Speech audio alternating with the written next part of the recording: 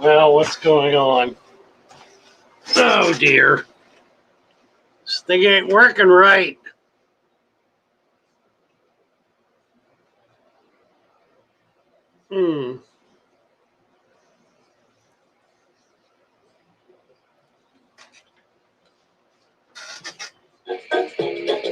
Hello, Mary. Mary, try and sort this one out. Let's talk about fish, baby. Let's talk about you and me. Let's talk about all the good things and the bad things that may be. Let's talk about fish.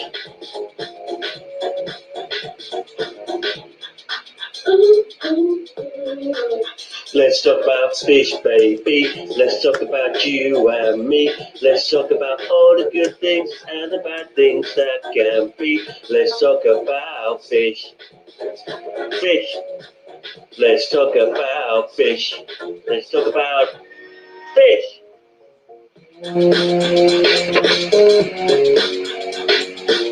Instrumental break.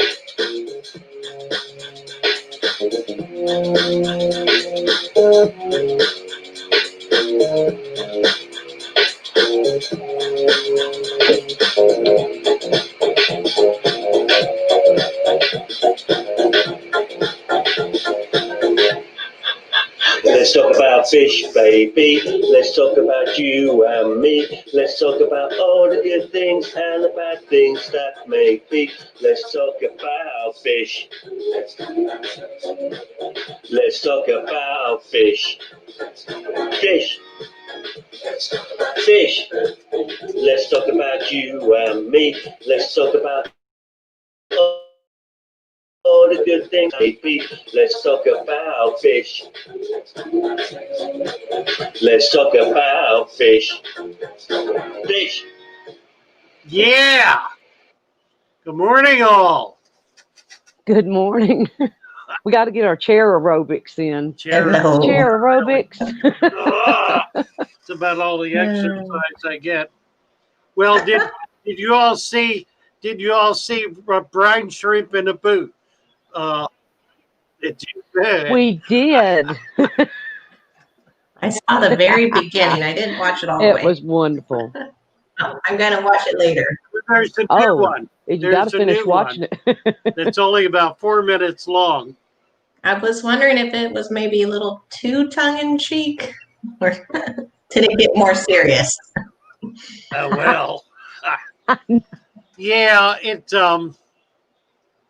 I think I got found out. There were a couple of people who accused me of nefarious anti-commercial activity. To which Well- I pled guilty. Actually, But you know what? For Brine Shrimp Direct, that was a wonderful infomercial Yeah, for their really. product. Yeah. someone called me a snake oil, said that I was going after the snake Yeah. oil, and no.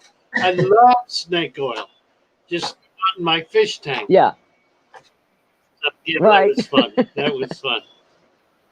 that was really good. Trying to see if I've missed anybody. Well, I was curious too as to whether anything would hatch, actually, but it did. Alan Tooth says you were a break dancer back in the day. Well, I can see actually, that. yeah, I was. I Actually, can see that. I did about, I don't know, 6 or 8 courses in college in dance. I loved to dance when I was able to. I Me can't hardly pick up my feet now. Greg says he was singing that song in the shower this morning. It kind of sticks in your head all day long. Well, Lee he said has, he was singing. Was it that song? I He's like would say looking so. forward to it. Happy Monday. Let's see. Happy Monday. Aquarium. Oh, hey, Aquarium Copy says he's driving. Is he going home or going to work? I think he said he was going home, maybe. We'll find out. I've got to figure out a better way than on this phone. But hey, it's working. There's Chevy Fish. Hi, Chevy. See, I'm driving. I didn't even see that comment, so I don't either. seems like I'm missing comments. There it is. Mine. He says Chat. hit the Did you Yeah, see- I'm in top chat. I didn't get Did the you live see- chat.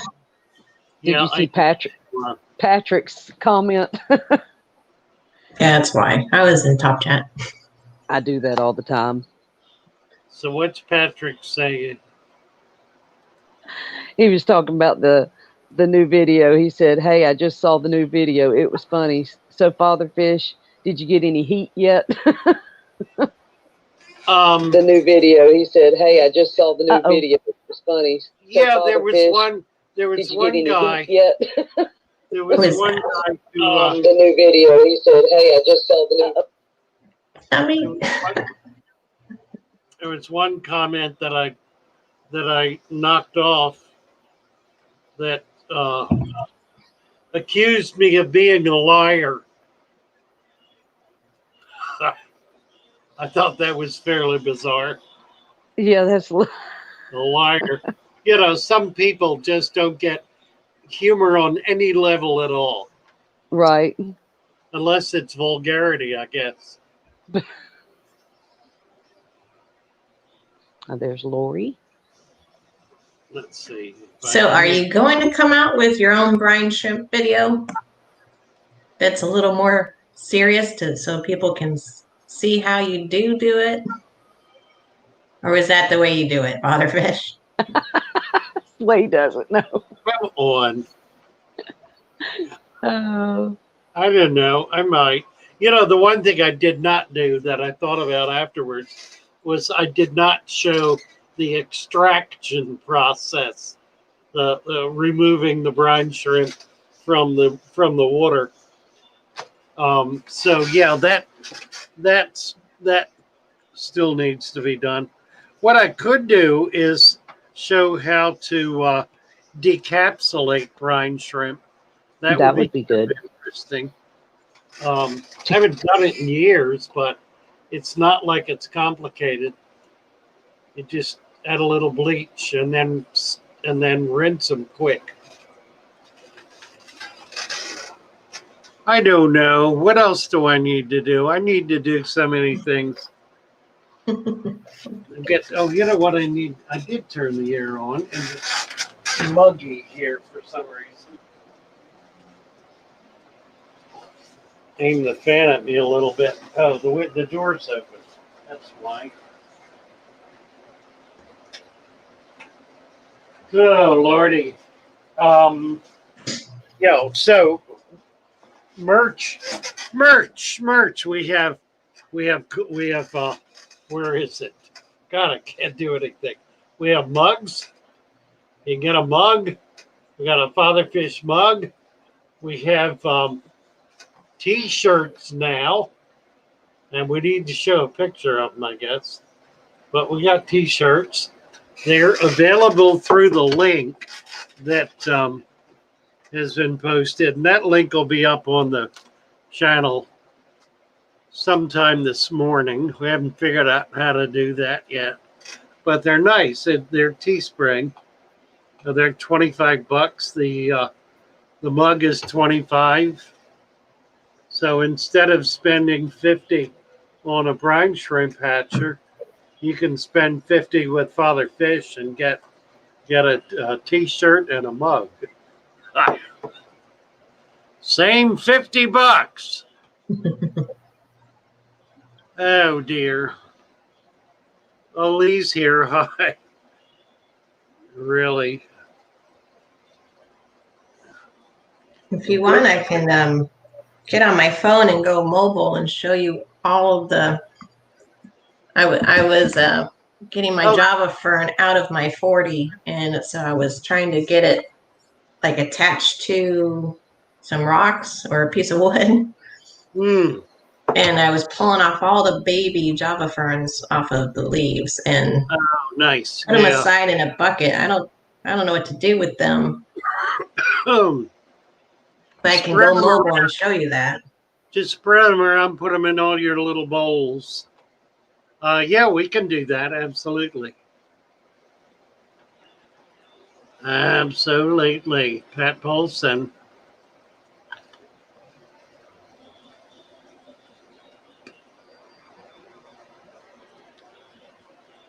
Can I figure out how to make vinegar worms? A fish cannot figure out how to make vinegar worms. Well, it's sort of like catching brine shrimp. The first thing you need to hatch brine shrimp is brine shrimp eggs, or as Father Fish likes to call it, cysts. Same thing with vinegar eels. You want to get a vinegar eel culture going? First thing you need is vinegar eels. Second thing you need is vinegar. And then you dilute it. Somebody is coming up. Who is this? Oh, this is Cassie. There she is. Silly girl. Now I'm on 2 devices. I don't know. You'll have to swap it out. Let's see. Oh, I'm glad you're doing that. I've been wanting to know how to do that so I could show fish tanks at times. It's weird watching me leave. There I go. All right. I got to figure out the camera.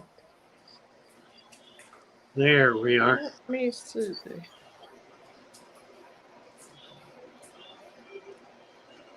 Hi there. Try to get this turned around. Then, okay. All right. Yep. Oh. Did I leave? There we go. There they are. Do you have a pond outdoors or some buckets or something? I have my container pond, but no buckets. I'll have to get some more buckets. Well, container pond would be good. I would put them in there, spread them around in your bowls, and then put the rest in your container pond. That'll keep them going. This is the It's a plant nice, that I look at that. Yeah, look at didn't all the babies. attach. Look at all the babies on it. I was just gently pulling these guys off of here. Yeah, they've got And- roots on them. You know, the thing about the leaves is that if a leaf breaks off on your plant, even if it looks like it's dead, it will still produce babies. So you don't want to ever throw a Java plant or any of its pieces or parts away. They have a remarkable ability to regenerate. I just can't believe how many plants Yeah. I was pulling off of each leaf. It was like 4 Oh, plants yeah. per leaf, and I just did 3 plants. That's That's all from the something. 3 plants. And A that's lot of only people. been a couple of months, hasn't it? Yeah, Yeah, they've I not don't know been in what to there do. that How long. they're so prolific. They really are. Yep. Just keep them in a bucket like that, if nothing else. I've got buckets full of stuff like that. I got no light on it, so Yeah, Alexander Lee said, show your container pond. I have Yeah, to go put it outside out. for that. put it outside. Yep. Put the Yeah, bucket outside, and yeah, put them in your Oh, container. look at that beautiful pond. I know. Well, she got a lake in back of her, Yeah. it's a very pond. large pond. She says. Oh, that's beautiful. True enough, isn't that pretty? All those big oaks. I like the fence with little kids. That's real helpful. Oh, my husband wants to take it down. Does he? Yeah. It just gets in the way for mowing. Oh, for sure. Where my shoes are? I don't know if I'm cut off or not because my screen is. We're still seeing you.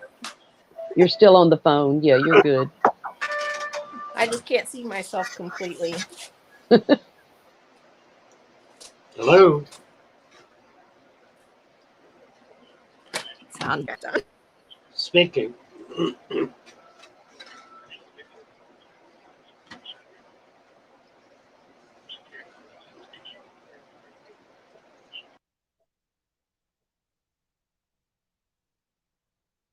Oh, we froze.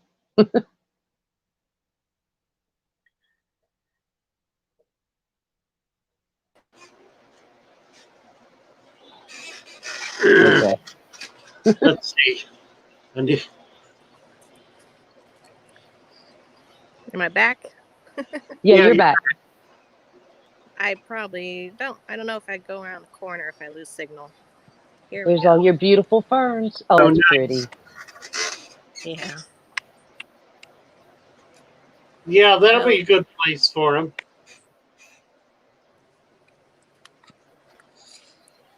There's Alex some- says that's a super helpful fence to keep your alligators out of there.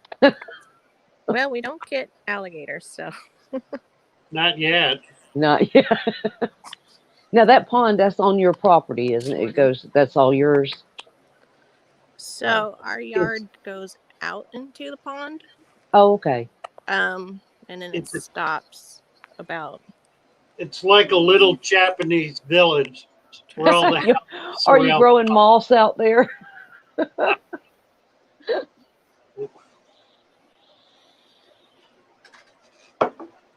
She's got people around back rolling moss balls right now.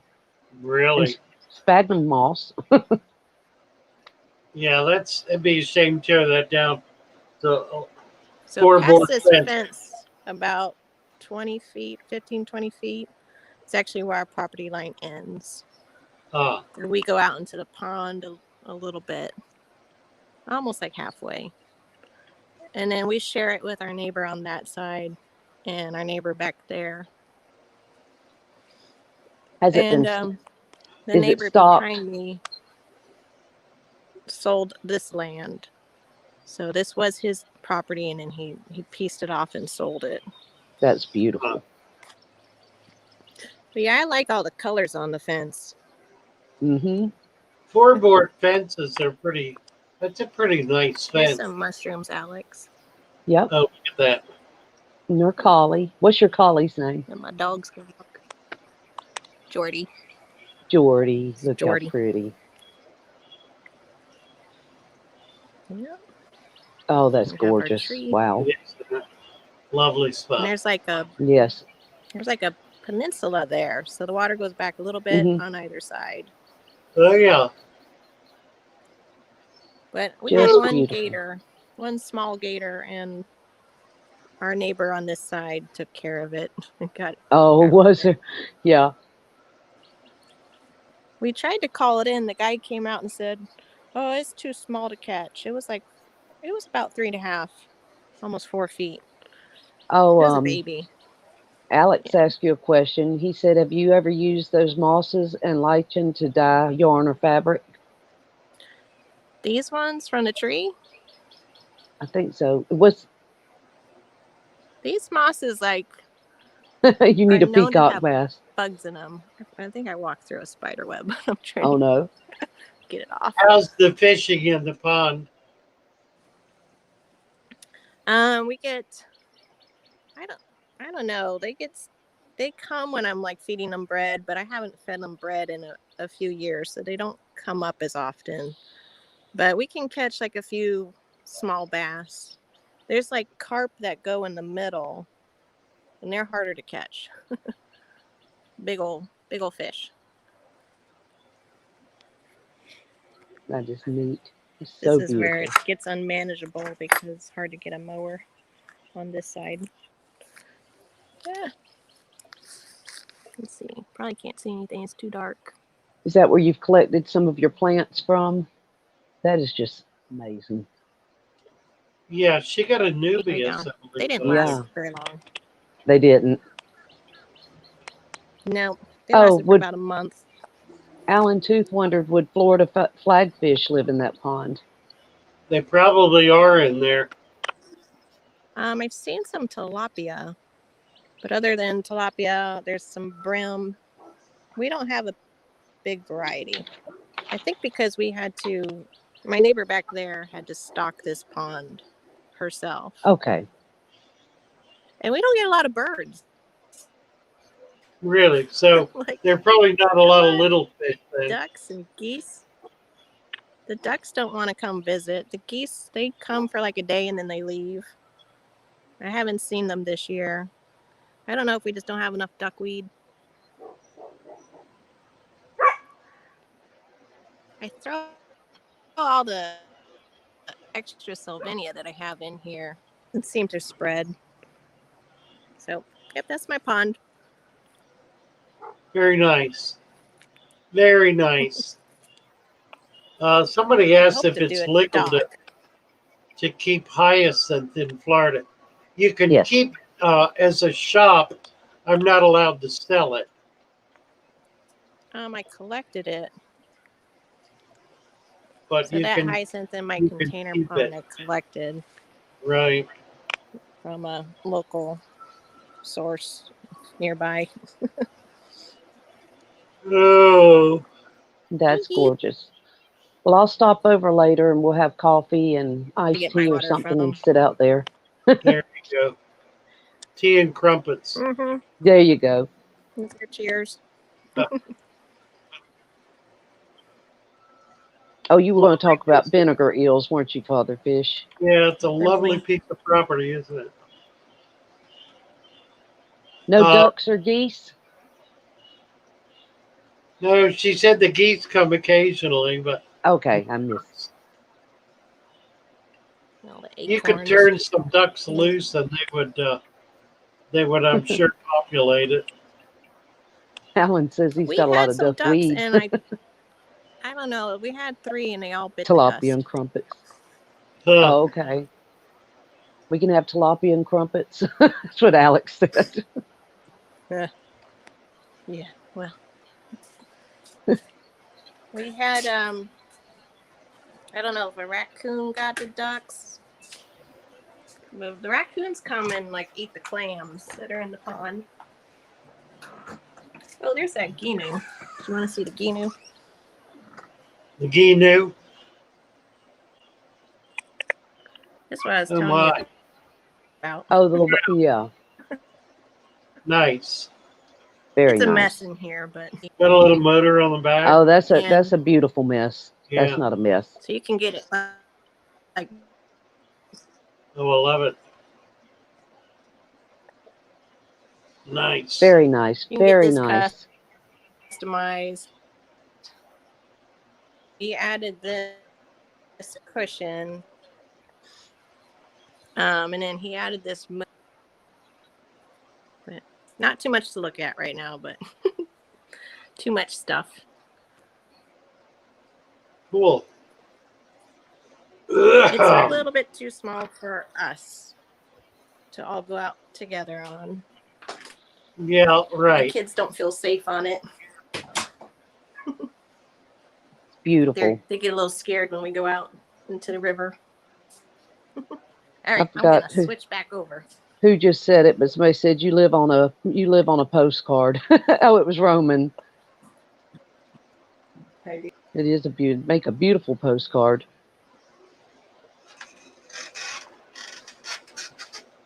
Let's see. Father Fish at 8:18. Holly was asking about vinegar eels again. Cass, you're Let's muted. see.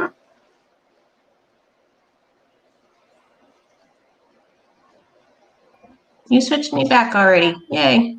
Okay. Sure. Right. I was confused who I was looking at. Okay. All right. So I'm gonna do that. Yeah, at 8:18. Oh, I'm echoing. before I go, did you want me to ask the questions I had from yesterday? Yeah, let's do that. All righty. Interesting to note, yesterday we talked about driftwood for 45 minutes. About, maybe a little longer. Huh. That was Well, a popular topic. Yeah, we'll get that posted as a video. Dead Fred wanted to know, what's your opinion on reverse flow under gravel filtration? Yeah, There was a doctor on here years ago that used this method. He was met with opposition, though. Well, I understand it. I've never used it. I have friends who have had fish as long as I have, who use under gravel and swear by it. The reality, of course, is that you can make anything work, and you can make anything work successfully and effectively. To do reverse flow under gravel requires a fair level of sophistication, that is, experience in maintaining systems. It's a perfectly effective way to keep fish and is not dissimilar from spring-fed ponds. So it's a reasonable approach, one that can be very effective. There is no one way to do this hobby. There is many ways as there are people doing them. If you want to get into it, it's going to take you a while to get it figured out and working properly. It's not real automatic, partly because it requires a deeper substrate, and since you're using gravel, that needs to be 4 to 6 inches deep to make it work really effectively. But I would suggest you try it.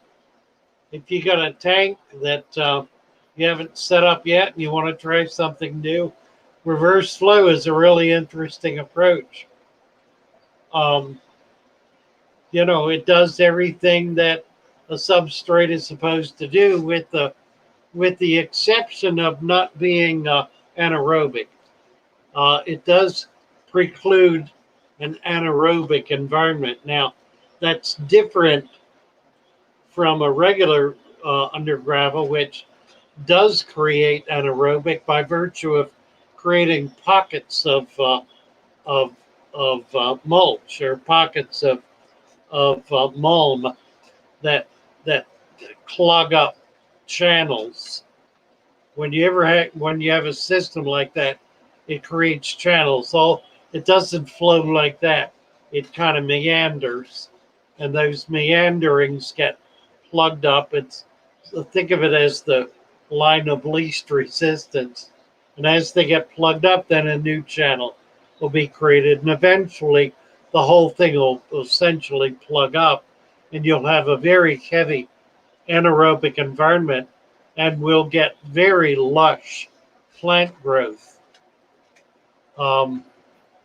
Eventually, it needs to be taken apart because it's not permanently stable, but it's just a really effective way to maintain your tank for a year or two. And it works with the reverse as well. I mean, that'll create pockets as well. And those pockets will plug up and have the same effect. What else you got there, Cassie? I think that was the only question I had left over from yesterday. What do we got today? I was wondering, well, also yesterday, I guess I didn't write it down. What's the difference between coconut coir and driftwood? And is coconut coir okay for the aquarium? Somebody wanted to know how it did in the aquarium. Well, coconut coir would be more akin to peat moss. It's a fibrous material. And it's going to have basically the same effect as peat moss. I kind of like it because it's fibrous. The peat moss is not my absolute favorite. The chopped or cut up or fine peat moss, because it tends to create clouds in the water when it gets disturbed. The uncut peat, I think, works better and works about the way the coconut mulch does. Chevy has reverse flow UGs and likes them, loves them, she says. We need to get so does Q Aquatics. We need to get Chevy. We need to get Chevy up here talking about stuff. She has a wider range of experience in the hobby, in the variety of fish and the systems that she maintains than virtually anyone else in the hobby. She really is an astounding fish keeper, and is ruining this COVID thing because it's prevented her from being able to trade fish off at club meetings. I'm sorry, Cass, what'd you say? Oh, I didn't say anything. Oh, talking about duckweed and salvinia. If they're not growing in the pond, there's something eating them. And if you said you had carp in there, so that's well, they don't come up to like the edge so much, though. I rarely see them in the shallow part, like by me. But if I do see duckweed, it's near that edge of the water and just doesn't seem to multiply. Count your blessings. The only reason I want it is, maybe to attract some ducks. But yeah, I guess the fish like to eat it. Right. Have a good day, a fish. Yeah, and flagfish will eat it too. So it's possible you've got a bunch of little. Buy a minnow trap, Cass, and bait it and put it in there, see what you get. There should be a bunch of different kinds of little tiny fish in there. Be Okay. interesting to see. Well, I've got one in my 40 right now, and I'm not sure what it is. I think it's a baby brim, but I'm really not sure. Huh. It's like clear. It's like a glass fish, and you can see some faint like lines, like stripes. That makes me think it's a baby brim. Yeah, probably a fry of something. And he's about like an inch now. What is that? 2 inches? Huh. The other minnows I had in there, when I started out the tank, I just threw what I had collected from the pond and put them in there. And I relocated the other 8 fish back into the pond because they were getting like a little bit too aggressive with the new fish when I introduced like the Danios. Well, it probably is right then. It's probably some kind of game fish. I was thinking they were baby bass. Might very well I'm not up to. I really don't know how to identify freshwater fish that well.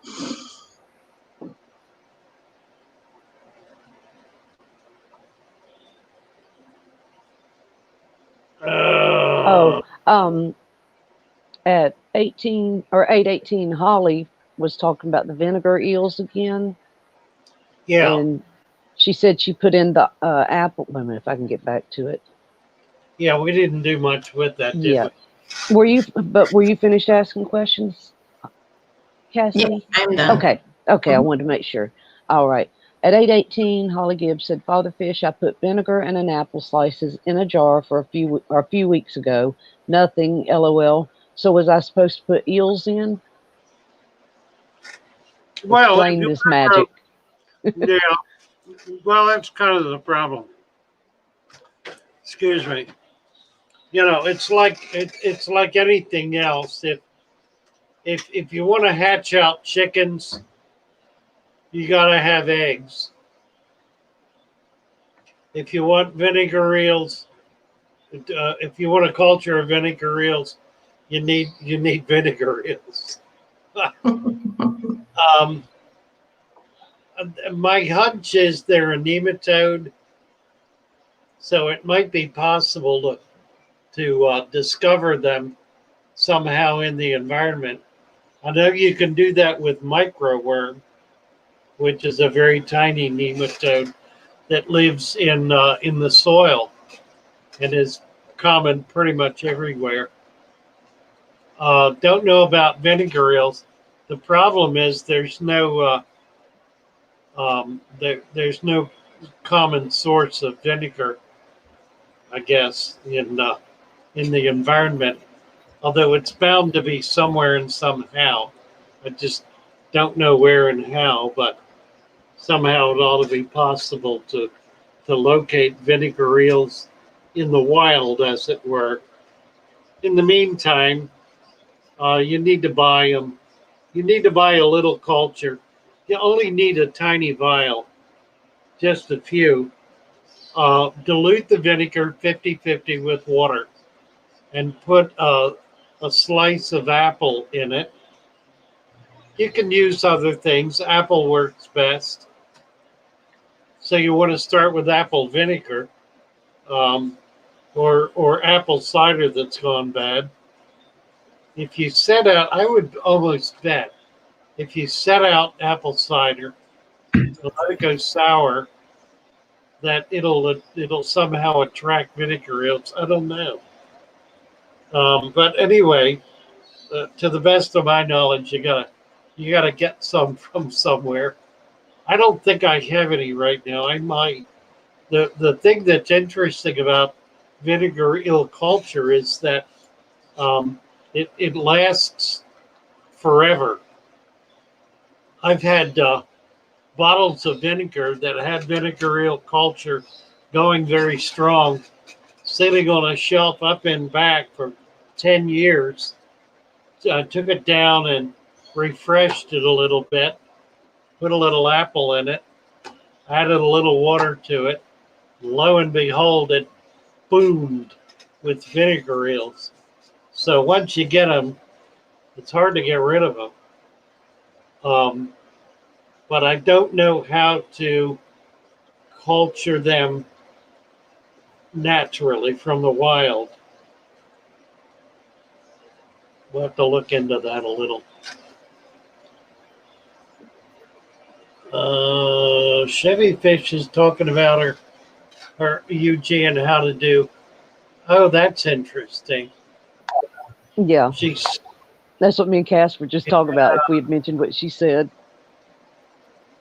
oh yeah, loaches will do that. I'll tell you what else will do that is any of the baby Tanganyika cichlids, like the baby Julies. They'll go. They will get into an underground filter. They'll go down in there and they'll live in under the plate in that filter. A lot of little tiny fish will do that. Let's see. Millions and Sons said they bought some vinegar eel cultures that sat in a breather bag inside of a styrofoam box for 8 days. Not sure if the culture lived through it as the bottle. I added them, and it just looks nasty with no wigglers. I'd say they didn't. 8 days in a breather bag. Well, they probably were all right, actually. Did Oh, they Chevy's putting up some good info for it. Yeah. Yeah, you need to put it in vinegar. Just give it a chance. There likely are living eels in there. Chevy, they're nematodes, aren't they?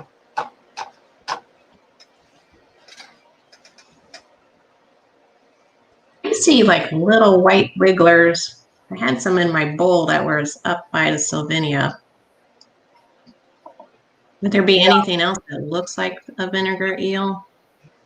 The vinegar eel is very, very tiny. It's not much larger than a paramecium, maybe 2 or 3 times bigger. It's substantially smaller than a baby brine shrimp. Yeah, this might have been like 1 millimeter, 2 millimeters. Yeah, Very so tiny little white worms. yeah, hard to say. There are a lot of different kinds of critters like that occur naturally. I didn't add them. They just all of a sudden appeared. I don't know if that's what's like Planaria. Some of them are larvae. They could be planaria. Planaria do get bigger, but that could have been a young culture of them. They're gone now. I don't see them in there. Yes, they're nematodes.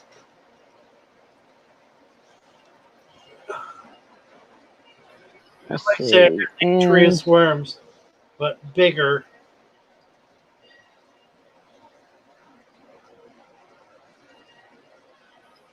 Weird how they just would appear out of nowhere. It's like, where'd they come from? Yeah. Let's see. Oh, okay. Petroman just came in, and he missed our chat a little bit in the beginning about the brine shrimp. Mm-hmm. Yep. He was asking Father Fish. He was asking about doing the decapsulating video, where you might show us how you decapsulate them. And then he also asked, do brine shrimp have a higher hatch rate if they are decapsulated? That's a really good question. And I would almost bet they do. I'll tell you what, brine shrimp eggs are sold by hatch rate. The highest rate is 90-ish%, like 75 to 90%. Those are the eggs that are harvested in the current season at an optimal period. They're harvested, in other words, early in the spring. They're harvested off the land.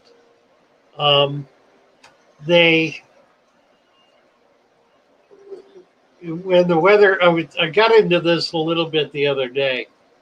When the weather starts getting cold, the brine shrimp, the female, which has been producing eggs steadily that hatch very quickly, will cover the shell, cover the egg with a hard shell, and will spawn that out.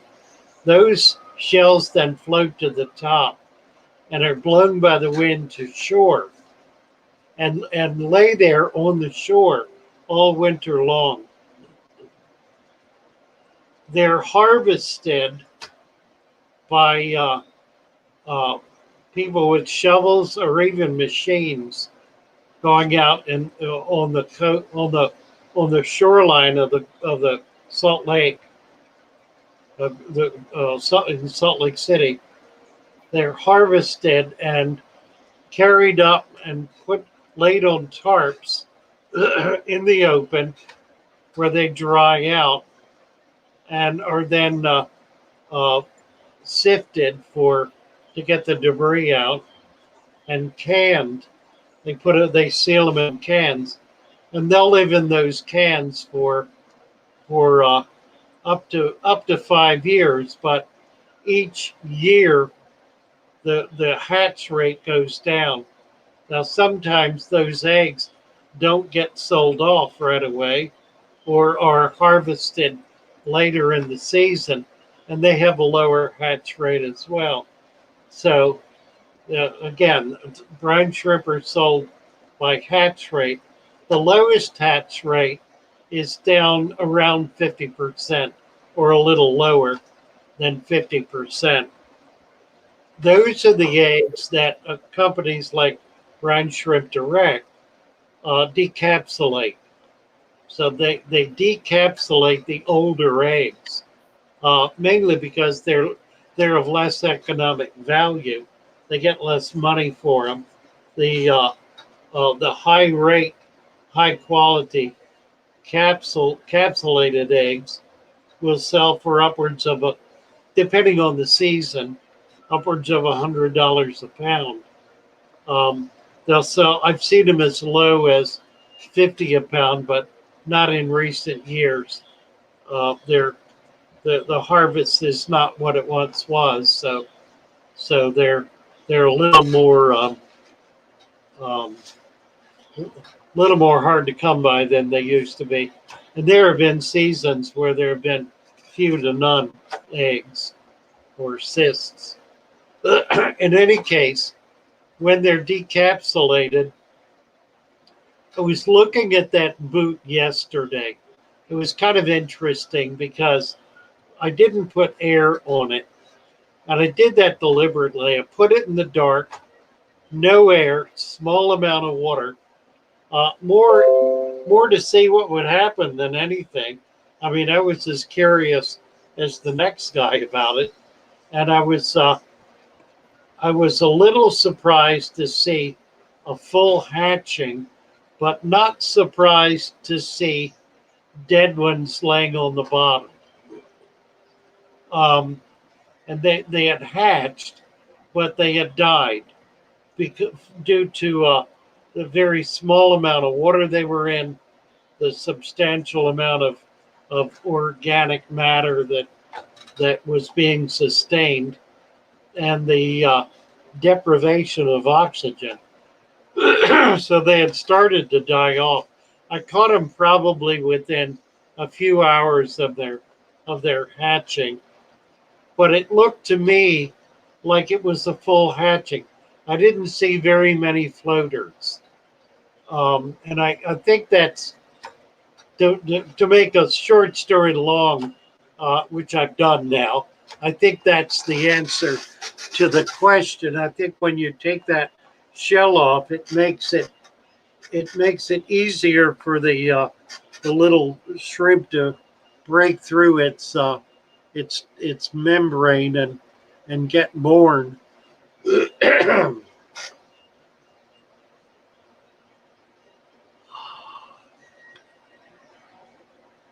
What else you got there, ladies? Okay. Alan Tooth said he might come up and show his aquariums, and he also has some vinegar eels. He said he might good. show us. Yeah, bring soon. some in when you come in too, Alan. No, you Or Alan. were Did I right. say I Alan? was wrong. But okay. I got If you Alex drop the your brain link again, there. he might join us. Yeah, let's.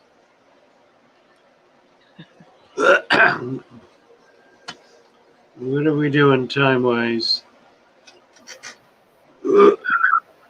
Oh, you're at a. I had a question, 8:47. Father Fish. Yes.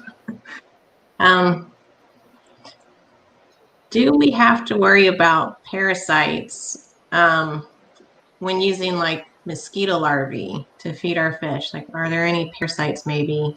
Because I know mosquitoes are bad for, our animals, like they can get heartworm and stuff. Well,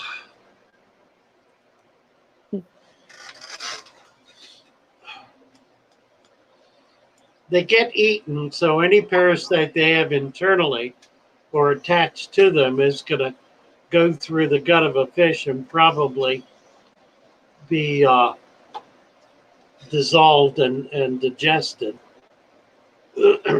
Anything they might bring into the water is probably going to be there anyway. I mean, if you put a bucket outside and it has some leaves fall in it and create some organic slush that mosquitoes can feed on, that water is not significantly different from the water in your fish tank, so it's not likely to have anything in it that that your tank would not otherwise have in it. That there are things that come in through the air. Not everything comes in through through plants or other critters that you put in your tank. They're microscopic animals that are literally in the air and find a body of water, land on them, and begin to propagate. So I have never I've never had an issue with the intrusion of disease from the natural environment by bringing stuff from the natural environment into my tank. Now, there are parasites, and one of the nastiest ones is the dragonfly larvae, which certainly can eat up your fish and will. There are certain kinds of nematodes that will attach to the fish like a leech. And there are other parasites of that type. I think it's uncommon. Now, I will say this: in midsummer here in Florida, in the ditches, we see more fish with disease, with fungus or other parasites on them, and I tend to be more careful mid to late summer bringing stuff in from the wild for that very reason, because I don't want to bring things in that are culturing in the local environment that are going to create a problem in my tanks. But fall season, when things start getting a little chill, spring certainly, and throughout the winter, those are pretty safe times to bring anything in from the wild and not have to worry about it. All right. I just was wondering because it was something I was a little bit worried about. Alex is talking about guppies getting hollow Yeah. bellies when he feeds mosquito larvae. Yeah, and it's probably that summer phenomenon. Um, Summer is the time when the water warms up and everything just kind of explodes, including parasites and bacteria, whatever. So it's a more problematic time to bring stuff in from the wild. If you have the option, otherwise the thing to do is to just isolate them for upwards of a month to make sure that you can't do that with mosquito larvae, or you'll have a house full of mosquitoes. But if you've got a lot of mosquitoes and you really want to feed them, freeze them or put them in the refrigerator. That'll slow them down a lot. If you freeze them, you'll knock out the bacteria. They'll be dead, but they'll still be pretty good food value. So there are some things you can do to preclude that problem. What did you find at the creek, Mary? It was when we went to the creek, we found a worm that looked like a round worm, like out of a dog or something. And it was really weird. It was living in this little puddle of the creek. Well, I took a picture of it and it looked like a very skinny little snake too. It didn't move like a worm. But anyway, I sent it to Stephen, the biologist, which I hope he's doing all right. Still praying for him and his family. And he identified it as a horsehair worm. And they don't hatch out. They live in other insects like cockroaches. What else? Praying mantis. What's the other one? Katydids. They live in them, and they live off the host, and truly like an alien thing. And they emerge out into small, little, shallow places of water. They kind of hatch out of the host bug that they're in. Very strange looking. They're real long. I mean, they're like real long. We didn't know what they were, and the kids were playing in the creek, so we were kind of scared, what is this parasite? I guess it's a nematode. I think that's what he told me. But very, very weird. Yeah. Stephen said he was doing better, but he was just taking a few days. Yeah. But I think things had turned for the better. Better for his son? Okay. He wasn't specific, but he just said I think he was on Lee's live stream last night, and I had read that comment. Oh, good. Good. Betsy. Is it Good Betsy? morning. Good morning, Betsy. Hi. How are you, beautiful? Good. How are you guys? We're We're doing good. all right. Good. What are you working on now? The turtle? Yeah. Always turtles. Where's your corn snake? I don't know. It's been warm in here, so he could be anywhere. It's not just like the office is warm, the whole place is warm. So I don't know. Poor Betsy. Oh. We love you, Betsy. Thank you. I love you too.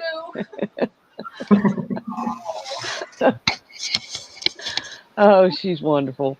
We need to get Betsy to sit down here one day and Yes. have a talk with her. Talk about some story times, some stories that she could share about Father Fish. That would be fun. Right. We'll do that.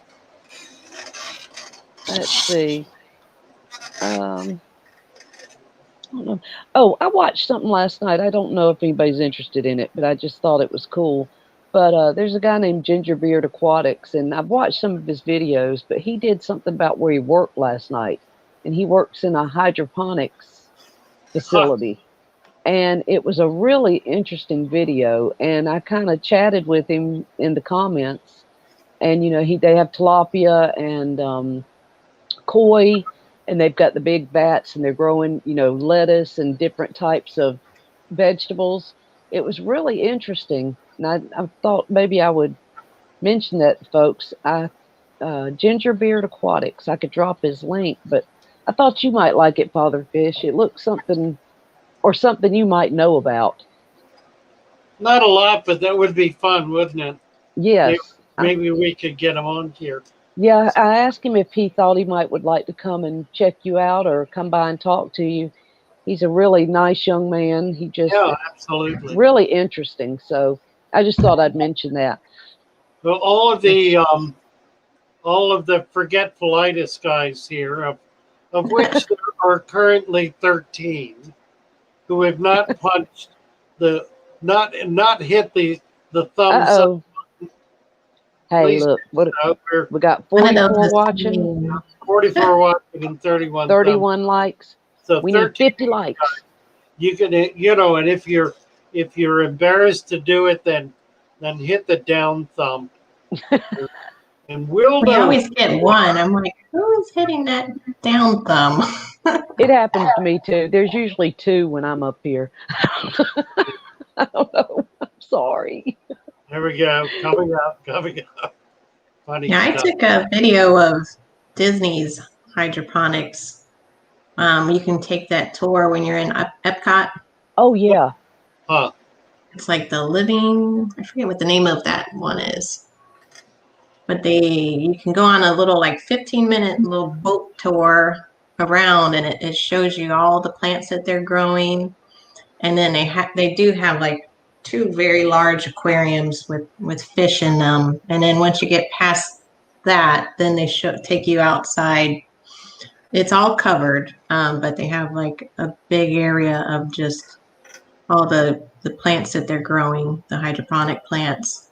I think it's the coolest thing. I've taken a video of it. I don't know if I can share it or not because it's Disney. But if I can, I will. It's pretty cool. Is that Alan Tooth? That is Alan.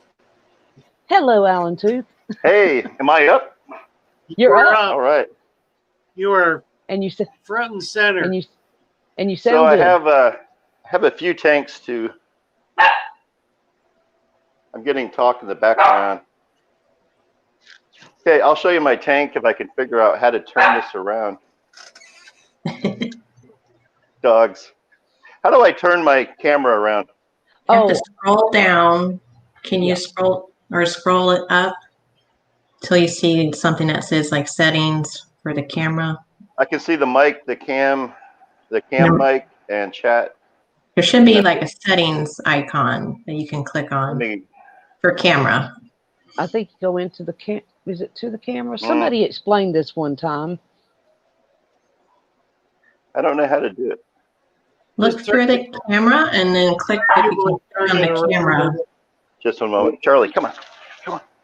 I'm checking to see if anybody's. I think it was Aquarium Cop that taught me how to do that before. Yeah, I wasn't scrolling down, but if you scroll down, there's I think you go, there's camera mic, thing. there's cam, and then there's cam mic with the little settings thing. You While hit the one guys that are working says, that out, I'll be back. okay. Do you see that, Alan? It says mic, and then it says cam, and then it says cam mic. I see it now. Okay, hit that one. I think this is right. Choose your camera and just hit done. But he said like don't hit the There, X. you got it. All right. I don't remember which one he said. I think There's you a lot hit of the talk X, you on my leave. microphone. Let's see. Do you have all your other YouTube turned down? Yeah, I have my headset on. It sounds good. I don't. It hear sounds anything. good to us. It sounds really good. You're coming through clear. Oh, and it looks beautiful. Look at that. Okay, give us a tour. Okay, I'm gonna have to take the headset out because everyone's talking. I can't figure out what's going on. Okay. Okay, I'm not gonna use my headset. This is my 75-gallon tank, and I have a saltwater tank down below also. But I'll give you a little tour. This is where the lily came up, and it's all dead now. But I'll probably get another one. If I got one, I'm sure I'll get more maybe. But I've got a new pleco. She's munching on some zucchini. But I have a huge assortment of fish here. I wouldn't even want to guess how many I have. Beautiful. These are some fish that I got from Father Fish. It's 2 of those basmati rainbow, I believe. Wow. And these angelfish are also from Father Fish. And I have some baby plecos that. Is that a moss ball? No, I was gonna say that, but staying quiet. Turned off. Look at the babies. This airflow, the food wouldn't go down the drain, and forgot to turn it back on before I went to. But when I got back, this whole thing was just fog. You know, it was all like a cloud of bacteria. And they were all laying on their backs. Most of them were dead, but I saved about 20 of them. That's looks like amazing. they're half albino and half the natural color. Yeah. Betsy, where did you get that little critter keeper? Yeah, the little. This is a cool story. I was on Amazon, and they had it on special on Amazon for $2. Oh wow. But normally it's like 20 or 30. Yeah. Wow. But I couldn't believe it said $2. Then it actually got sent to me. I thought maybe they were gonna Wow. later on tell me, oh, that was a mistake. Now you just caught a good day to buy it. Yes. Yeah. And for any of y'all that don't know, it was the blue light special. What is it called so we can go look it up? I will put it up later. Is it I have a the box. breeder box? I'll take a picture of it. Okay. And here's one of my peacock gobies. I think I have it on film. There he is. Wow. Can you tell us more about the saltwater tank before I know. I have to knew go? you would be interested in that one. Yeah, oh wow. I have to go soon, so I didn't want to miss it. This here is, I have two of them. This is the larger one. It's 55 gallons. And I have a wrasse here. I think it's called a Malinaris wrasse. And this little tank, he's going to outgrow this. I'm going to have to home him to someone. But right now he's just a baby. And he was an aquaculture fish that, it's like a new thing. They're doing tangs now with aquaculture. Oh, what does that mean? This here is one of the cardinal fish. They collect the zygotes from the top surface of the water. The yellow tang gets pretty big. They get like a foot and a half long, and they breed in open water in very large congregations. And this is little Puff Daddy. That's his name, Puff Daddy. I bought him when he was in freshwater at like a pet warehouse or one of those discount places. Chevy said a Melanus wrasse. Yes, that's okay. it. And these here are actually those are mollies, aren't they? These are mollies that I converted from Petco over to cool saltwater. Well, I knew they could be in brackish, but I didn't know full salt. Somebody asked mollies what can kind go of full puffer saltwater. Oh. This here is so actually neat. an animal. This is a coral. It's a soft coral. I think it's called a Kenya tree. And there's a little baby that broke off. And I'm starting to get coralline algae throughout here. Where did you get? Can you tell us about the sand and the rocks and your equipment? Yeah. This is live rock here. I bought it at one of the saltwater stores up here. Mm-hmm. And the sand originally was way down here. I added the father fish method to this with the blasting sand. But originally it was the that's interesting. What was it called? Caribbean Sea or whatever it's called. And it was a live sand for saltwater tanks. And then over here, oh wow, this is actually prettier than it looks. Like it looks better. Oh, it looks beautiful. But oh, that's so pretty. Father fish. This is the pulsating xenia that I was telling you about. Volunteer. I think he's on the phone. Yeah. My daughter had a saltwater tank. In the saltwater world, these are actually animals, but they look more like a plant growing. Oh, they're beautiful. Cassie, we're going to have to go saltwater too. These are little. These are all soft corals.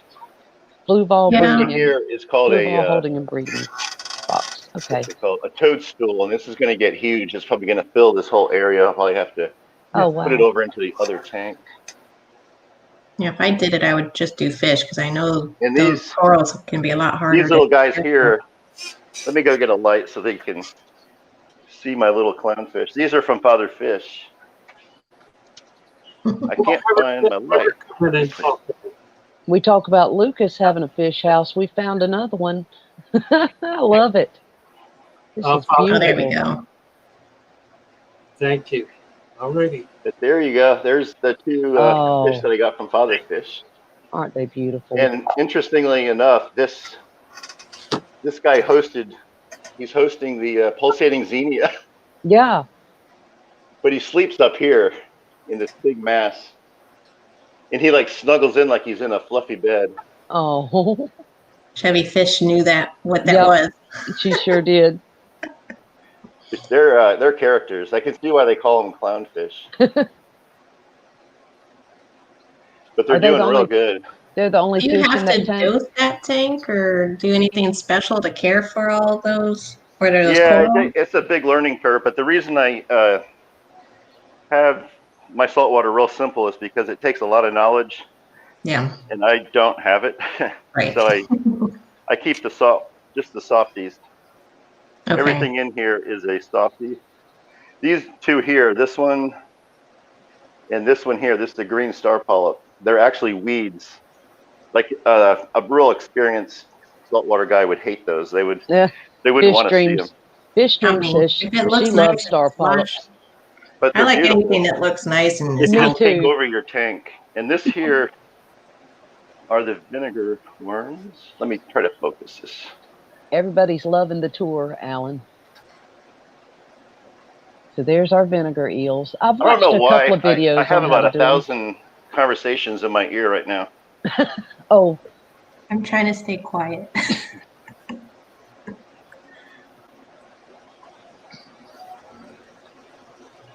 Yeah, that cloudiness is the worms. Yeah. I can see it in real life, but on camera it doesn't show up very well. Do you harvest them? I have not yet. I had a friend who gave them to me, and I've seen on the internet that you have to put them in a wine bottle with a plug of like filter floss, and then you put water on top of that, and they cup up into the water. Yeah, a long neck beer bottle will work too. Okay, I'm going to try it because I have more plecos on the way. This here is my shrimp tank. It's the cherry shrimp tank, and I should have fed them because they're all hiding.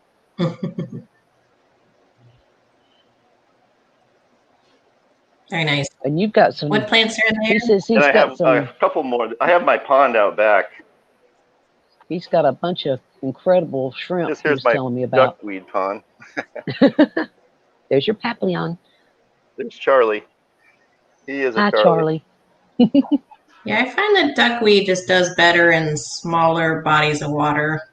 And I'm going to show you this is my tank that I recently converted to saltwater, not saltwater, but father fish method. Hey, you got a what is that? Is that a 15 gallon? But there is, this is the lady who got me started. A friend of mine gave me this tank with this angelfish, and she said, I'm moving to the panhandle and I can't take this without probably killing her. So she goes, here, can you take a tank off my hands and take the fish? And I was like, oh, sure. And then I fell in love with the hobby. You know, that's the perfect tank too for the deep substrate. And you can add as much substrate in there as you want. Those are father fish, Florida fish, Florida flag fish. Yeah. Incredible. But Cassie, I also have a little globe aquarium like you do. Oh, how pretty. Yeah, I think it's a 2 gallon. Yeah, this one is 2. And it has, I say 3 sometimes, but I think it's not 2. doing that well as far as creating shrimp. There's a few, can't see them. My shrimp are not cooperating. There's a bunch of, what do you call it? Bloody Mary shrimp. Mm-hmm. I'm going to go into my bedroom. I don't want to see my messy bedroom. It's okay. And this here is a We're divided tanks. I'm going to take my earpiece out because I hear about 10 people talking. I'm just going to talk. I'm really good at that. This is a divided 29 gallon. And I took a sponge filter that they use for matting filters. And I just use it as a divider. It works so good. And I can actually turn this whole thing into a matting filter. These are my orange shrimp. Now this software, for some reason, my zoom doesn't work very well. These are all orange, and they're also tangerine tigers in here. So the neos are cohabitating with the, and they're all of these are buried or saddled. It was amazing. They all got pregnant at the same time. But this is the neo tank. Over here, I have, these are the blue drain tank, and it's all hiding. There's one. For some reason, when I'm on this platform, it doesn't work like it normally can. But anyways, that's the blue dream tank, and then I have over there is the red Riley tank. So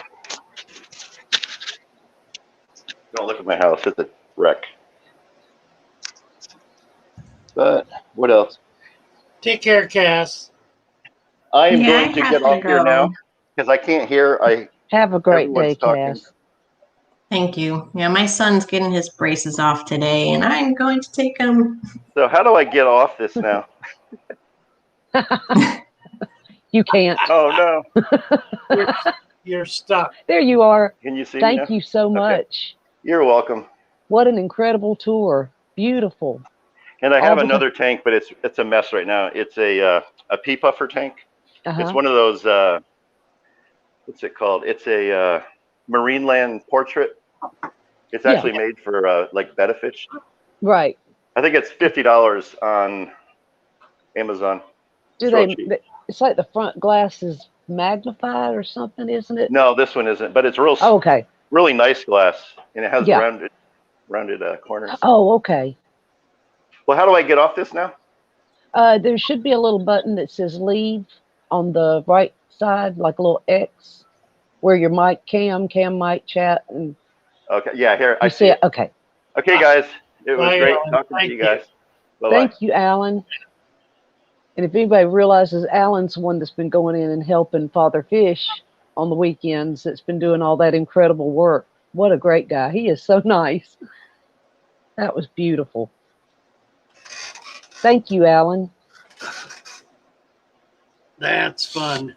And that all started from that one angelfish named Angie. Somebody Right. gave him that. And Alan, it looks like you're a top-notch aquarist or fish I would keeper or say. something going on there. Absolutely. Yeah, he's He said well- that was a weird well on experience. his way, and the salt's really nice. Yeah. He's doing those. He calls them weeds, but I've got a lot of people who can't grow weeds, Yeah, exactly. and those are really some of my favorite corals. The green star polyp is high among them, and the pulsing xenia. Those are two, very desirable soft corals, and are not necessarily easy to keep. I mean, you've got to have a pretty good nitrate control to be able to maintain them. That was wonderful. Marco So- just came in too. Did you get to see the saltwater tanks, Marco? Being attacked by the kitty. Kitty attack, it woke up. Nicholas Grow. Let's see, where are we time-wise? We're at quarter after. Let's Yep. take a little break. Okay. And we'll come back and nail the rest of this down. Let me get I don't know why when I see incredible aquariums like that, it just makes me start smiling. I can't stop. I love it. yeah, I know. Really, I love And, it. and he has built them into his home. Yeah. So they're a part of his living environment, which is really nice. Let's see. Gorgeous. Just gorgeous. See if I can get the girls up here. I don't think I've seen Roxanne this morning. Your Fishy, I think, came in. Oh, did I think she she did. probably sleeping? Sleeping.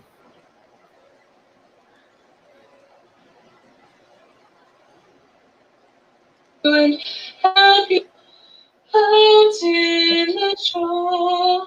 The people are kind and treat you to take brew and help you unwind. And if you come broken, they'll see that you meant. I wish I was with them again. Constant to be with you again. Mercy.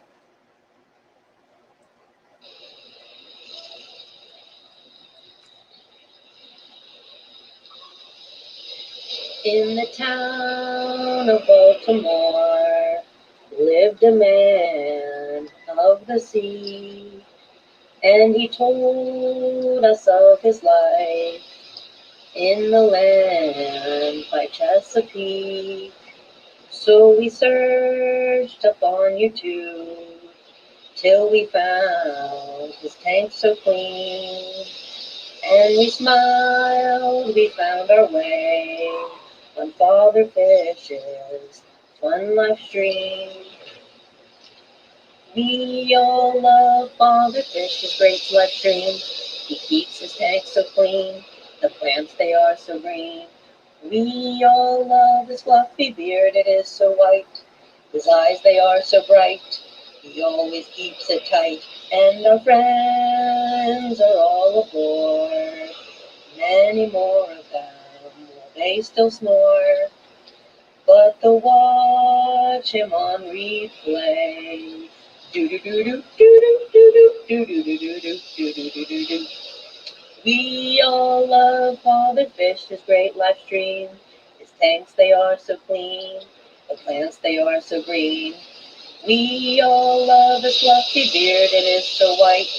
He always keeps it tight. His eyes are so bright. As we lived a life fishy. Everyone! Great fun. Father Fish, Father Fish. The one place to go to if you have Vic. Your fish may itch or even flash. So Father Fish is your one-stop cap. Capital with an inch of sand. Capital with an inch of sand. Raise the temperature with a helping hand. And add some garlic on top of that sand. The itch will go, your plants will grow, and all of your fish will have a happy home. Father Fish, so Father Fish, your one-stop wonder if you keep fish. Starring Sir Father Fish and all his followers on the Father Fish channel. Over to you, Sir Father Fish.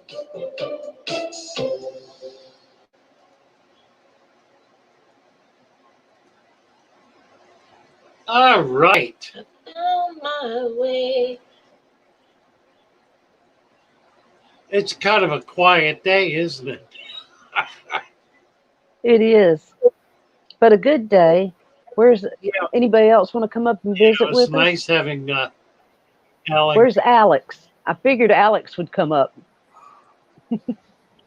Marco says it is. He's getting ready to go to work. What did he say? It was 2. I think he said it was 2:15 or 2:19 in Yeah, Italy. the I didn't know afternoon that. goes to work in Texas. Yeah.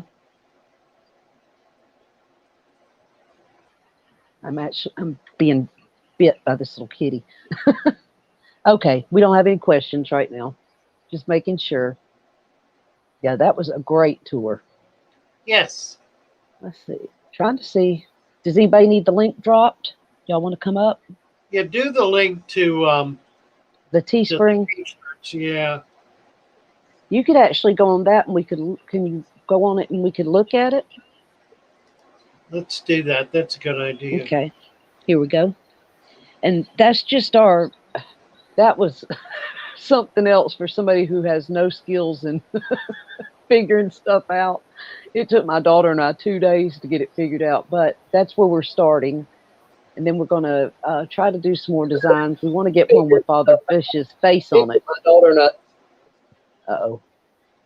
Okay, I got it. Okay. All right, let's get it up here. Whew. It's a little different than the original design because we had to redesign it, but you can pick out, I think, any color shirt, and then you can pick out what style shirt you want to have, you know, women's or regular. I think the regular unisex shirts are like $25, but there's hoodies. And right now we have the pink, white, and green logos on them right now. But we're working on one with Father Fish's face on it, like our mugs. Yeah, we'll get another one. We'll get another one up with the face. Might do this on the back and the face on the front or something like that. Yeah, that would be a good idea.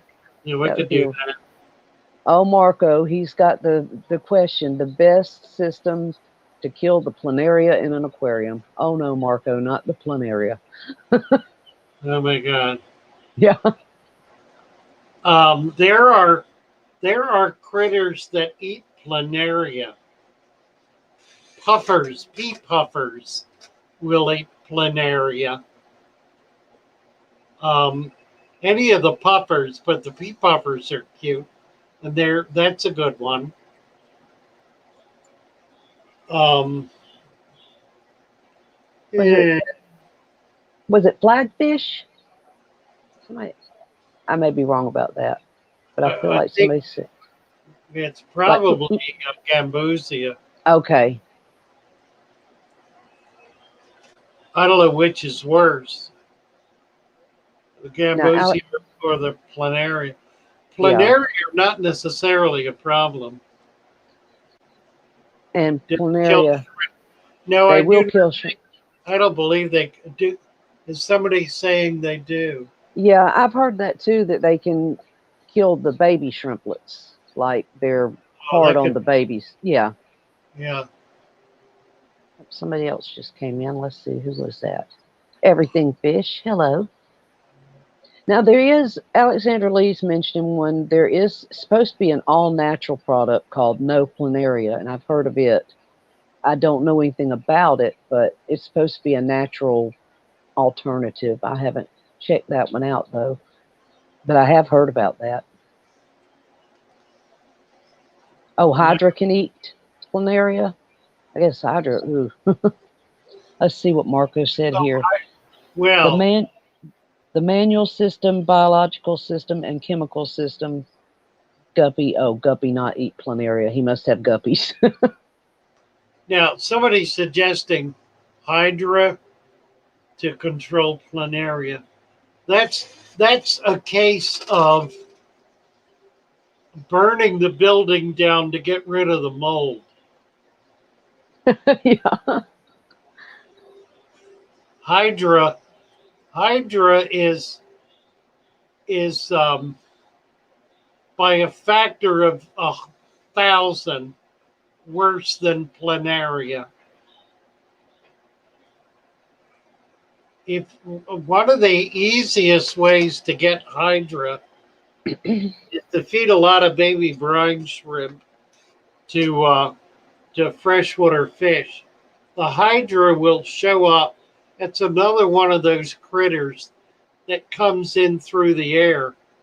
They have a spore, and the spore will land in the water and begin to grow. It's like a sea nettle, or like what is it like? It's like nothing else. It's a nasty bugger that attaches itself to the wall of the aquarium or to a plant or a rock or whatever, and has tentacles. And the tentacles are poisonous, and they will hit a baby fish and suck it in and eat it, and it'll grow. They get pretty big. They'll get 2 to 3 inches in your tank, and once it gets to that point, then you're done, because at that point it breeds, and there are then hundreds, if not thousands, and whatever you got in there gets effectively wiped out. So they're pretty bad. No Planaria. That's interesting. Let's see if we can find Yeah, no I've heard a Planaria. couple of things on it. While you're looking for that, Roger S. was asking tips in growing Java moss. It keeps turning brown and not growing. I just got some Java moss, which somebody gave me a big bunch of it, and I put it literally in like a container with just like low light. And Shrimp safe Hydra yeah, that's killer. it. Shrimp fish planted tank. $25. Wonder what the ingredients are in it. We will get some in and see how it does. Yeah, I've seen good reviews on it. It's supposed to be, I think it's shrimp safe. Is it snail safe too? Snail safe. I don't know. I guess probably.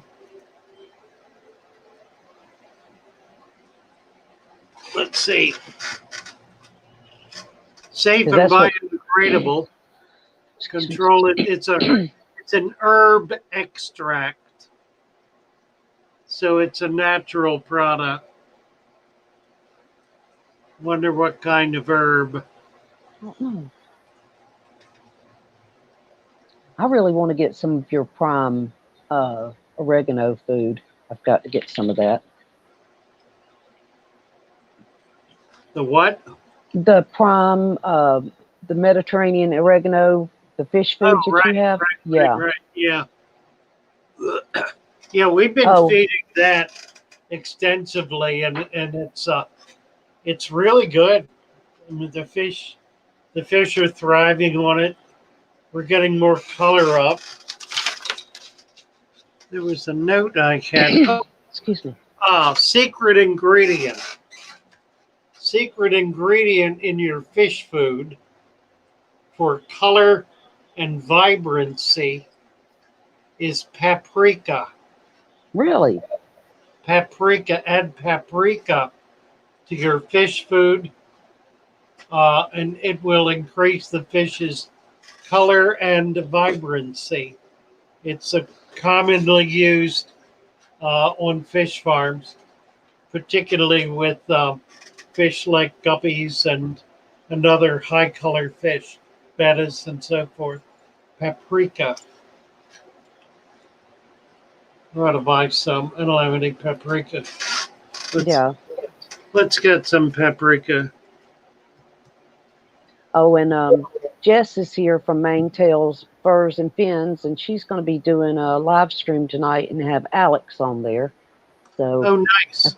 I think she dropped her link. Did you drop your link, Jess? Is that Jess's? Yeah. 16 ounces of paprika. Look at that. $8. Is that a deal or is that a deal? Here's and that's a color enhancing ingredient for fish. Absolutely. That's pretty cool. Let's do the McCormick brand.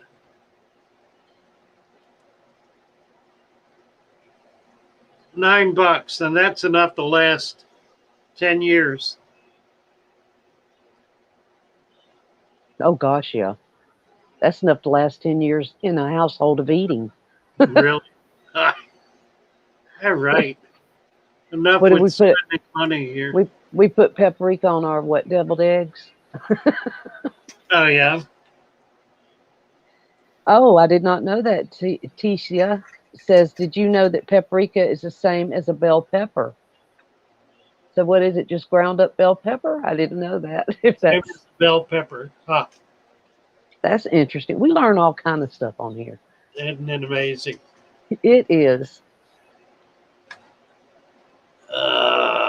Like I said, later on, I'll send you that link for that one on the hydroponics. That was really a cool video. I don't know why I have that on my mind this morning, but oh, Java moss. Did you have any tips on Java moss? Marco says that no Planaria will kill snails. Okay. No, do that Java moss thing again. I missed that. Just wondering if you have any tips on Java moss. They said, let's see, who was it that said that? I'm sorry. I had it on my mind and then I lost it. But it was turning brown and just wanted to know if you had any tips on growing Java moss. I think it was Roger. It's a rootless plant. It's like a fern. So you need to have a certain amount of nutrition in the water column for it to be able to grow and thrive. It's one of those plants that if you're having trouble, you could introduce some liquid fertilizer. I tend not to like liquid fertilizer, but use very, very sparingly, extremely sparingly as in tiny portion. And whatever you think is tiny, make it 1/10 of that. And you could cut that back substantially and still be in good shape. So just a drop in like a 10-gallon tank, and it will provide nutrition. It'll also help to activate whatever else you got in there that's going to be beneficial for the non-rooted plants. Light is rarely an issue. It likes to be quiet. It doesn't like to be disturbed. So if it's getting pushed around and moved around a lot, it's not going to do well. I don't think it's got a problem with nitrates. It probably absorbs nitrates. I usually am able to grow it pretty well. If you can grow duckweed, Riccia, Salvini, any of the other floating plants, you're not likely to have trouble with, or for that matter, Java fern and Anubias. If they're able to grow, you should be easily growing Java moss. If it's turning brown, try adding just a drop or two of some kind of. Now, if you don't have fertilizer, you can add some organic matter to the tank. It might be that your water is just too sterile. You might need to dirty it up a bit. If there are no fish in there, put some fish in. If you're not feeding them, put a little food in. Just try to get some organic material going. They do require a certain amount of that. What else we got? So, Jesse, you're going to be on tonight. Giving a $35 gift card for a trio of guppies, but you got to be in all 2 or 3 series to be in the drawing. Wonderful. Yeah. That's exciting. That'll be great fun. That is. Aquarium Cop was saying that paprika on your lawn to prevent dogs and animals from messing on your grass. I knew there was something else I remembered. Yeah, that works real well in fish tanks too. It'll keep the dogs from pooping in your tank. I was sitting here thinking about my Java moss. That guy gave me a bunch of it, and I kind of stressed over it because I didn't know if I could keep it alive. But I literally put it in the Tupperware container the whole time I was in Kentucky and just set it in front of the window. And it did great. I mean, but it was not moving. You know, it's still alive. It's down in my jar right now with a couple of endlers in it. Let's see. Oh, Tisha is saying that both bell pepper and paprika are terms that are used to describe the vegetable, which we distinguish rather radically. Paprika here is a seasoning, in powder form or otherwise, and not considered to be a vegetable. Peplin says that they grow paprika pepper plants every year. Peplin's in Australia, right? I think, maybe. Oh, good morning, Aquatic Conquest. There's your buddy. We hadn't seen Aquatic Conquest yet this morning. Good to see you. Paprika pepper plants. Alexander Lee was also saying there's an experiment on YouTube where even clove oil doesn't kill snails. Clove oil does not kill snails. Look at that. Yeah. And Alexander Lee uses that no Planaria, says it doesn't bother the pond or bladder snails. I'm just reading through Oops, my phone's going to die. Fenbendazole. Yeah, that was what I used in my tank and this, and now I have no neorites. Yeah, I buy fenbendazole by the pound. I have it on my shelf, but I haven't used it literally in years. I just have not had any reason to use it. Not had any parasites.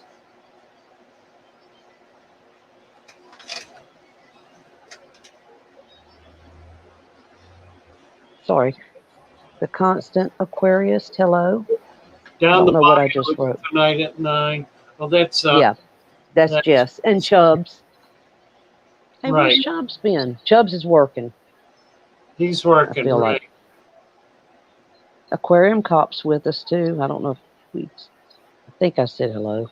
I've been talking about Aquarium Cop. Right. Let's see. I think that was all of our. Okay, I did send a mug to Fuzzy Rabbit. If you don't get it, Curly Bunny. Curly Bunny. I'm sorry. Look, you made me turn red. That was so cute. My kitty cat. Oh. If you don't get it in a few days, let me know. I might have screwed up the address again. In which case, I'll send another one. Oh, Peplin's in Wisconsin. Sorry, I thought you were in Australia. Wisconsin. Constant Aquarius. They just came in. Yep. Oh. All right. I am exhausted today. I just do not have any energy level up. Well, you know, if you're ever exhausted, you can always you can always tell us to go home. We'll come right back. We promise. Well, what's funny is that I read somewhere that if you want to boost your energy, eat a steak. So I went out and I bought a steak last night. Did it work? Well, I had a lot of trouble chewing it because I need gaskets in my implant. Oh no! So it was uncomfortable. But yeah, I did. I ate I don't know. What did I buy? I bought a 2-pound steak, cooked half of it, and ate 2/3 of that. So I did, and I woke up exhausted. So I don't get it. Maybe you were supposed to eat it before you came on the stream, or eat it raw. No. Yeah, raw. That'd be good. Like a caveman. There you go. I've been able to chew it better raw. Kind of overcooked it a bit. Uh-oh. Oh gosh, Aquarium Cop's laughing about the fuzzy rabbit. Flank steak. That flank steaks are good. Yep. Oh yeah. I think we got any other questions, you guys? I feel like I missed something, but I'm not seeing We're at it. 9:40. We got about 15 minutes to kill here. The Constant Aquarius. Hey, Constant Aquarius. Aquarist. Good to Aquarist. see you.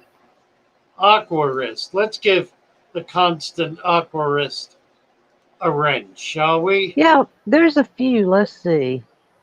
Who else did I see that needed one? It's been here a few times. Maybe it wasn't today. Everything fish.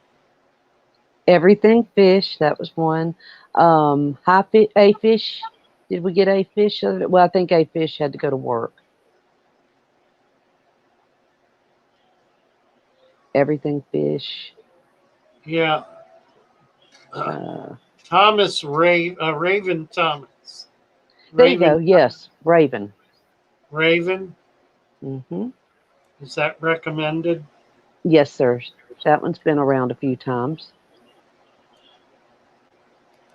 I always say that one because I never know. Sometimes they're men, they're women. I'll try not to mess it up, but yeah, I'm getting a few negatives, but really not many. And frankly, if you're coming on here to throw rocks, unless it's of a creative nature, right. just going to ban you from the channel. I am not here to entertain every nudnik that wants to come in and use it as an opportunity to be ridiculous. I don't mind. Obscene Right. or nasty or just mean. I mind. There's enough of that in the world. We don't need that. That's for sure. You're welcome, Raven. Oh, Raven is a woman. Okay. We got them all. We got them all. So that's like Aquatic Conquest said. I thought Chevy was a bloke for a couple of months. Chevy is the bestest. Okay, yeah, little kitty. I'm gonna get her one of these days. I know what I'm gonna do. I'm gonna get her on the phone and live stream the conversation. That'll fix her. Uh-oh, Chevy. Say, you're in trouble now. Oh, there's Chubbs. Give me that. Good morning, Chubbs.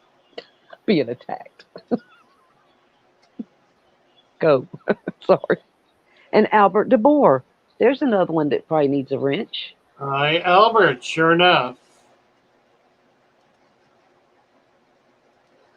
Now, y'all understand that the reason you have a wrench, the reason we've got about 100 wrenches so far that we've given out, because we're expecting that we're going to hit about 10,000 viewers sometime in the next period of time.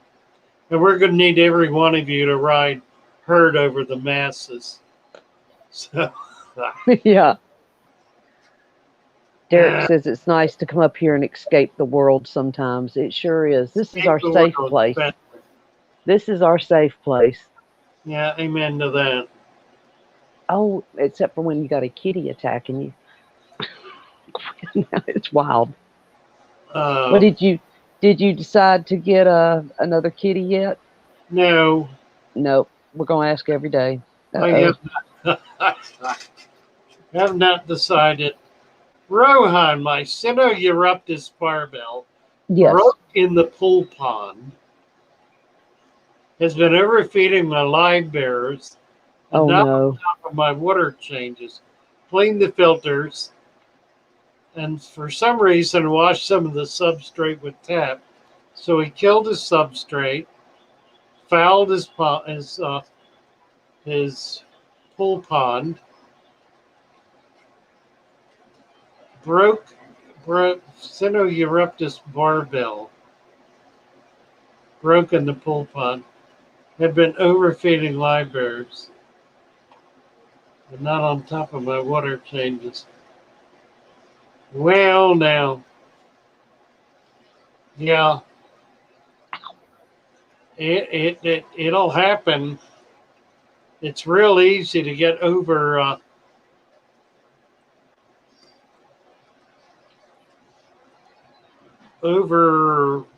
nutrition and wind up in a hole. Hello, Sharpies. Sharpies is making a fry rack.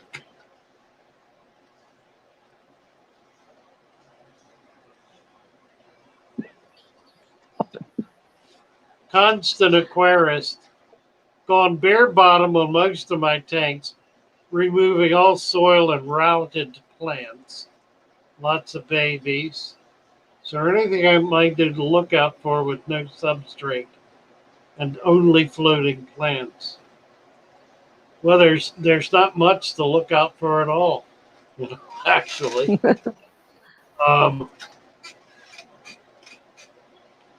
Do a sump. Hook up a sump and do the sump deep substrate, and then you can run your main tank there as a bare bottom tank. Just a thought. Just a thought. Rohan said he was trying to fatten up the fish.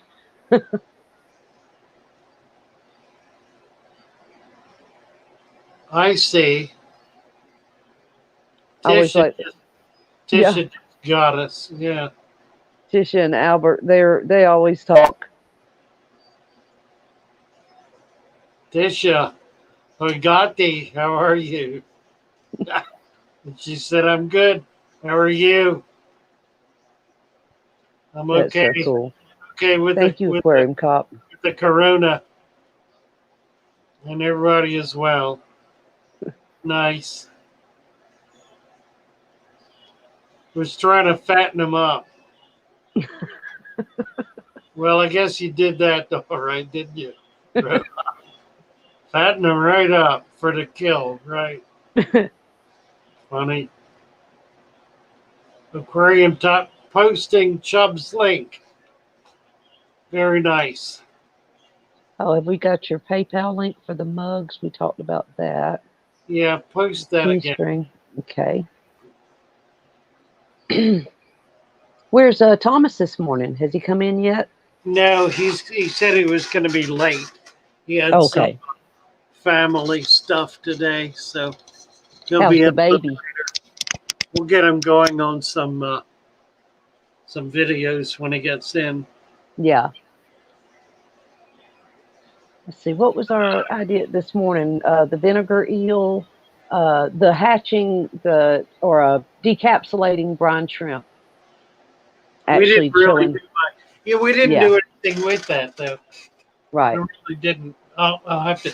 We had some questions about it, but I never got into it. And I was gonna, and I neglected to do that. Yeah. What was it? Somebody asked what was the difference in the hatchability? Right. With the encapsulated. Okay. Yeah. Right. Yeah, I could explain that pretty quickly. That would work. It takes a few tries to get it. What you want to do is start with a small amount, just to kind of give you a feel for how to do this. Put it in water, plain fresh water. It can be chlorinated water, tank water, doesn't matter. Chlorinated water is probably best. Just water out of the tap. Start with a container, maybe a quart jar size. Something that you can either stir or shake. So if you got a lid on it, so much the better. A jar you can shake maybe. And you need a fine mesh net. That's very important. A fine mesh net. You can make one out of silk. If you've ever pulled apart an RO filter, it contains fine mesh. You can make a net out of that. Any kind of fine mesh. Cotton is not fine enough. The brine shrimp can get through the cotton threads, but silk is. Anything very fine. Fill the jar with water, like 2/3, 3/4. Leave a little bit at the top. Pour in maybe a teaspoon, whatever you've got, whatever supply you have, put in a half to a third of that. You don't want to use it all up because you might ruin the first batch. Put it in there and start shaking it or stirring it. Now, you can do it on a clock, and it's been so long, I don't remember the time. It's about 2 minutes. It's not real long. Shake it or stir it, and you only have to do that a little bit. You don't have to go crazy with it. And then watch it carefully. When the brown eggs turn pink or orange, I guess they're really more orange than they are pink. When you see that, then dump the whole thing into the net, turn on the faucet, stick it. Oh, wait, did I do the bleach? I didn't do the bleach. I'm sorry. My brain's totally gone.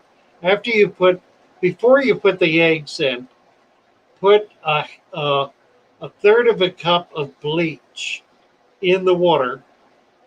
Fill the jar half full, a little better. Put a third of a cup of bleach in. Judging where my brain is this morning, nothing's registering in there. Then put the eggs in, stir it around, let it kind of settle, and watch it very carefully. After about 2 minutes, the eggs will turn pink. That'll be when the outer shell has been burned off. Now, the bleach attacks the shell much more quickly than it does the membrane. So you got a little bit of time there. You don't have to be panicky about killing them. Once that shell is burned off and they've turned pink, then pour the whole business into your net. Turn on the faucet and rinse them under the faucet. That will stop the action of the bleach. You can then put them in fresh water, like tank water. That will remove whatever chlorine is attached to them and allow them to be available then to do one of two things. You can either feed them directly, or you can put them in a heavy brine solution of like 1.30, and they'll hatch out in 18 to 24 hours. And then you'll hatch baby brine shrimp. And the same deal, then pour that whole business through your net. You'll have live brine shrimp then. Rinse that off, and you can feed those. You can keep them in fresh water in your refrigerator. They'll last a week or more. Or salt water for that matter, but you can keep them in fresh water for a little while. As long as they're kept cold, they'll kind of go into like a shock hibernation. Alan Tooth said that he could do a video for doing the decapsulated brine shrimp. He said he tried your method and it worked well. And That'd be great. Jess wanted to know if you would like to have some half black pastel guppies to sell. She's got some beautiful guppies. Who is this? Jess from Maine's Tails First and Oh my Fin. goodness. Yeah, I'll give you away. Oh, where is she? Down the bottom? It was at $9.50. Petroman. I saw her. It's up above there. Yeah, absolutely. Could I sell some half black pastel guppies? I'd love to try. I'd love to put them up. I'm doing real well with guppies now. I was having trouble for a while, but I got it worked out, and I'm able to keep guppies now indefinitely without any problems. So yeah, if I could get some really nice ones in, that would be wonderful. I'd appreciate that, and I'll be happy to pay for them. So let me know what it costs. Do not expect you to absorb any of that cost. Oh, Sharpie. Wait a minute. At $9.54. Thinking of using some rainwater from my water bucket in my garden. Would running it through an improvised carbon filter carbon in a sock be a worthwhile thing to do? Well, in that it's coming out of a butt, probably so. Sometimes I don't know how to read these comments. You got to believe what people say. Sharpie, we love you. No, but I see what he's saying though. Yeah, improvised carbon filter. It's It certainly depends not, on the sock though. Don't use one off your foot, right? Sorry, I'm just going with what you do. well, yeah, sure. Why not? Oh, okay. Jess says she'll send them that- next week. Actually, that's a serious question that deserves a serious answer. There are issues with rainwater, and it's probably a good idea to run it through some new carbon. No sense in running it through old carbon; it won't absorb anything. Gotcha, Sharpie. But running it through new carbon will pick up any of the dust particles that are flying around up there that may need to be more safely removed from our water. Did you see what a water butt is? He just put it on there. A water Got, butt. Yep. With a faucet. Neat. Or put aquarium cop says, or just put them in a boot. That's right. Put them in a boot. That's it. Yep. That'll solve the problem, won't it? Yeah, Albert just realized I'm a moderator now. That's right. You have been instant ocean sea salt. Yeah, that works. We're using pure evaporated sea salt these days. Pure evaporated sea salt, and I'll leave it to you to figure out where that comes from, where you can acquire it. Easily available and very inexpensive. Evaporated sea salt.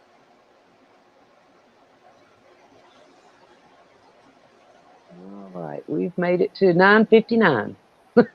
Mercy Matilda. Well, let's get some. Let's go a little tune up here. We'll have. We just glad you're here. Amen. Amen. Yeah, whenever you're here, if you don't feel like chatting. Brine shrimp in a boot. Check out Brine shrimp in a boot. Oh, yes. It's right on the top of the channel. And it'll be fun. Here we go. Boys and girls. Is it going to come up? Here we go. Hello, Mary. Mary. Bobfish. You're still feeling better. Let's talk about fish, baby. Let's talk about you and me. Let's talk about all the good things and the bad things that may be. Let's talk about fish. Wow, wow, wow. Yes. Let's talk about fish, baby. Let's talk about you and me. Let's talk about all the good things and the bad things that can be. Let's talk about fish. Fish. Let's talk about fish. Let's talk about fish.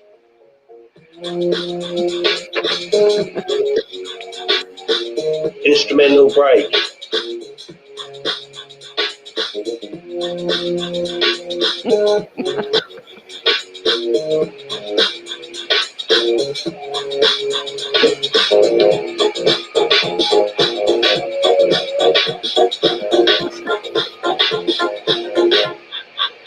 Let's talk about fish, baby. Let's talk about you and me. Let's talk about all the good things and the bad things that may be.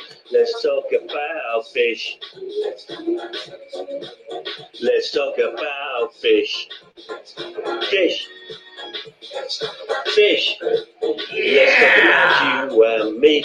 Let's talk about all the good things and the bad things that may be. Let's talk about fish. Let's talk about fish. Fish. Yeah. Thank you, Lee. It's great. And God bless you all. Thank you for coming in and being a part Oh, of our LP. madness today. We had a good time. We always have a good time. In Yes, spite we of do. everything, we have a good time. Yes, Let's see, sir. what do I want to play? I haven't played in a while. Let me find it here. That's not it. Wait a minute. Back up. Hello, late LP lurking. Sorry. Right. The gallery. Let's do the gallery.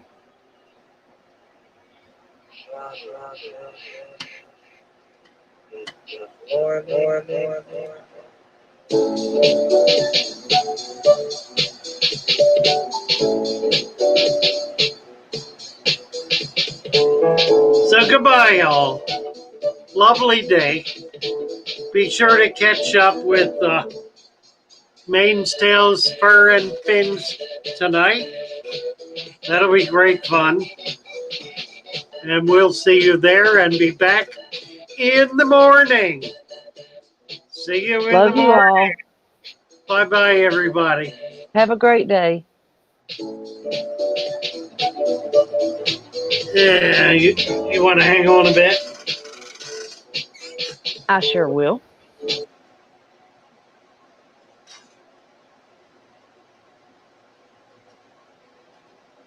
We've lost signal. Uh-oh. I don't know what's going on. Looks stormy outside here today. Interruptions. Well, we're off. Just end it.